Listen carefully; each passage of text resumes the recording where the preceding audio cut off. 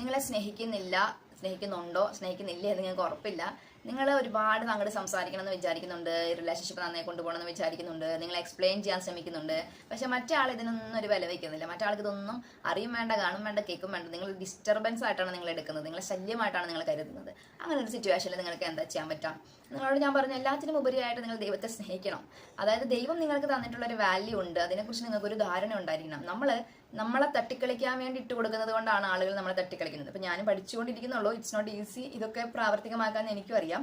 പക്ഷെ ആ മറ്റേ പേഴ്സൺ നിങ്ങളെ ഇതുപോലെ പുറകിലൂടെ നടത്തിപ്പിക്കുന്നതിനും നിങ്ങളുടെ സ്നേഹവും കെയറും വില വയ്ക്കാത്തതിനും നിങ്ങളൊരു പേഴ്സണായിട്ട് പോലും അംഗീകരിക്കാത്തതിനും പുറകിൽ ആ വ്യക്തി എന്നതിനേക്കാൾ ഉപരി നമ്മൾ തന്നെയാണ്. നമ്മളാണ് നമ്മളെ ആദ്യം റെസ്പെക്ട് ചെയ്യും. നമുക്കൊരു പേഴ്സണാലിറ്റി ഉണ്ടായിരിക്കണം, നമുക്കൊരു വാല്യൂ ഉണ്ടായിരിക്കണം, നമുക്കൊരു സെൽഫ് വർത്ത് ഉണ്ട്. അത് മറ്റാൾ തരുന്നതല്ല.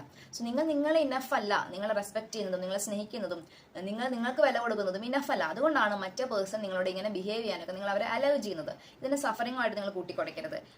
ഈശോ നിങ്ങളോട് എന്താ പറയുക, നിനക്ക് ഞാനൊരു വില തന്നിട്ടുള്ളത് നീ ആദ്യം മനസ്സിലാക്കണം. നീ കോൺഫിഡൻറ്റോട് കൂടെ ആവണം.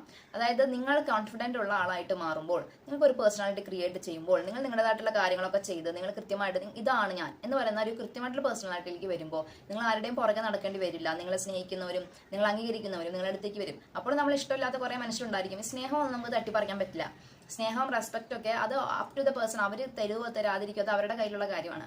ഇത് എനിക്ക് എന്താ ചെയ്യാൻ പറ്റുക കഴിഞ്ഞാൽ എനിക്ക് എന്നെ സ്നേഹിക്കാൻ പറ്റും, എനിക്ക് എന്നെ ഡെവലപ്പ് ആവാൻ പറ്റും, എനിക്കൊരു ഗ്രോത്ത് ഉണ്ടാക്കാൻ പറ്റും, എനിക്ക് എൻ്റെതായിട്ടുള്ള കാര്യങ്ങളിലേക്ക് കടക്കാൻ സാധിക്കും. സോ ഞാൻ എന്ന് പറയുന്ന ആള് കാര്യങ്ങളൊക്കെ ചെയ്ത് അപ്പൊ അവർക്ക് ഓട്ടോമാറ്റിക്കലി നമ്മളോട് റെസ്പെക്ട് തോന്നുമോ? അവള് അങ്ങനെ ഇപ്പൊ നിങ്ങൾ ഫുൾ ടൈം ഇങ്ങനെ പിന്നാലെ നടക്കുവാണ്, എന്നെ സ്നേഹിക്കുക, എനിക്ക് കരുതാ, എനിക്ക് സമയം താ എന്ന് പറഞ്ഞ് നടക്കും. നിങ്ങൾക്കൊരു വിലയില്ല.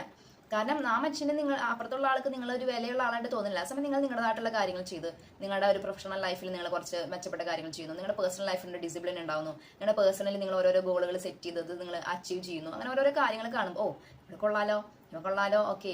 അപ്പം അവർ നമ്മളോട് റെസ്പെക്ട് ക്രിയേറ്റ് ആവുകയാണ് ചെയ്യുന്നത്. അല്ലെങ്കിൽ റെസ്പെക്ട് എന്ന് പറഞ്ഞതുകൊണ്ട് അങ്ങോട്ട് പോയിട്ട് കാര്യമില്ല. റെസ്പെക്റ്റോടെ ക്രിയേറ്റ് ആവും, സ്നേഹം അവിടെ തോന്നും.